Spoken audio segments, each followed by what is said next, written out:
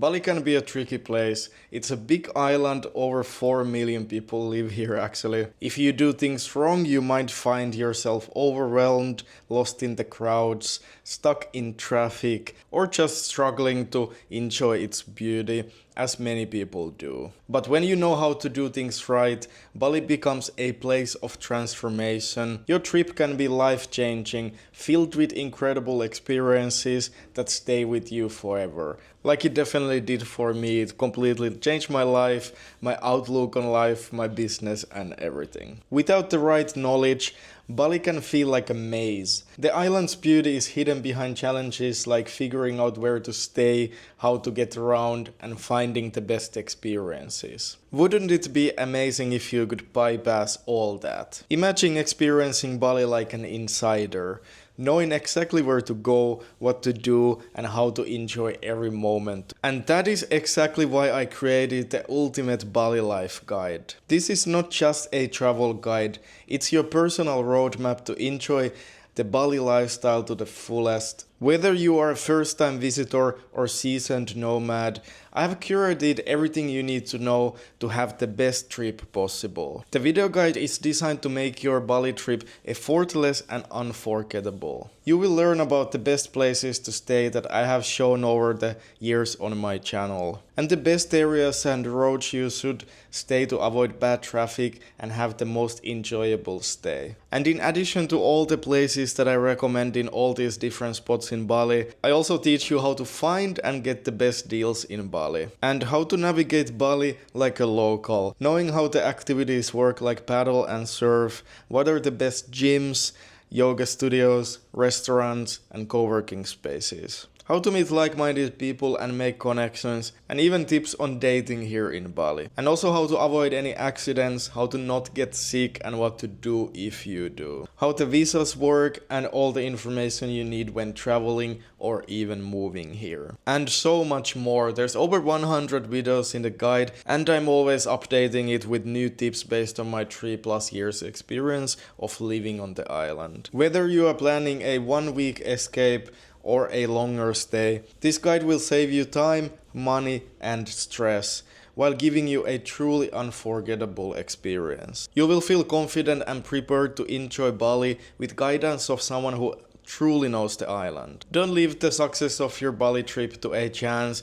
Join the Ultimate Bali Life Guide today. With lifetime access to the guide, you will always have the latest tips and updates to ensure your trip is nothing short of amazing. But yeah, next you will see one of the videos in the guide which is about meeting people in Bali and networking, which is of course important part of your experience here. And you will also get a little taste of the guide while getting a lot of my recommendations in the video. Hey guys, so this is updated video on how to make friends here in Bali in 2024 and 2025 and beyond. So here are just few things that I would recommend. Basically in Bali, it is a place where people are so open meeting new people and making friends, so it's really not a struggle to find friends here. There's a million ways to meet people, but here are just some of the recommendations, how I usually meet people the most, so I will share them here. And the first one is just in the cafes. For example, Open House Cafe. It's an Aussie owner who really tried to make like a local place for the people actually living in Bali and like place to hang out and meet people and chill. Like it's really good place to meet people actually. Even the owner always talks to everybody and like everybody just hanging out and maybe working a little bit, and like you can meet people in the cafes generally just like sitting next to someone and asking like, oh, what are you working on, or stuff like that. That happened to me so many times, and yeah, Open House is one of the best places for that. Other one is Zin Cafe, which is more like a co-working style cafe. There's co-working space and like a big area for a lot of people work there. So that's one place that is good to work but also good to meet people. And also Tribal, which is like a co-working hostel. A lot of people work there, hang out and play billiard, and like it's a good place to work but also to meet people again. And generally the actual like co-working spaces like Bework and Tropical Nomad, like I have a video explaining the differences of the best co-working spaces here in Canggu. But co-working spaces are really good to also meet people. Of course, you work there around people all day every day, so you meet a lot of people. And all the co-working spaces, they also have a lot of events and meetups and like different stuff they do with the people who go to those places. So even if you just go to the workshops and like learn about new things, you also meet people at the same time, or just go to the more like friendly, like fun activity events.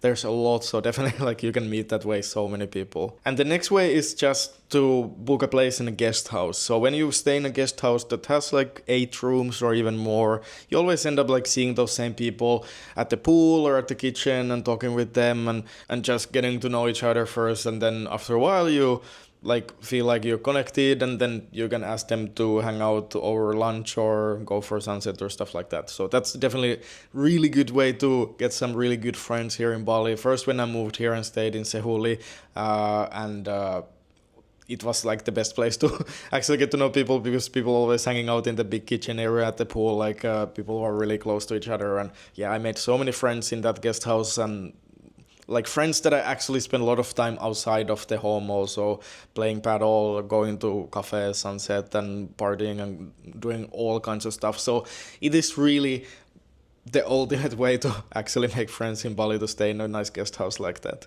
And also, by the way, many of these guest houses also have local stuff that are really nice. In Sehuli, the ladies, they were the nicest. Like, they're always helping with anything and talking and making jokes. And like, anytime I got sick in the beginning when I moved to Bali, like a Bali belly or something, I asked them, like, I just tell them, and they're like, oh, we bring you this, we bring you do this. Like, they really help you with anything. So that's also one nice thing about guest house, if you get lucky with the people who work there.